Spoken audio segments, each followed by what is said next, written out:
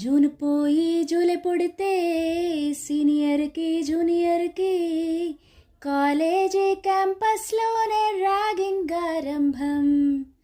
Student మనసో నందనవనం, మల్లెలుంటాయి ముళ్ళు ఉంటాయి, స్నేహానికి ర్యాగింగ్ కూడా చేస్తుందో సాయం.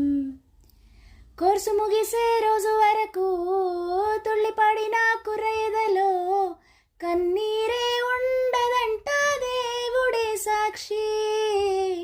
స్నేహితుల్ని విడిపోయే రోజు మాత్రం కంటి నిండా కన్నీటితోనేనంట ఫేర్వెల్ పాడి. ఓ ఓ ఓ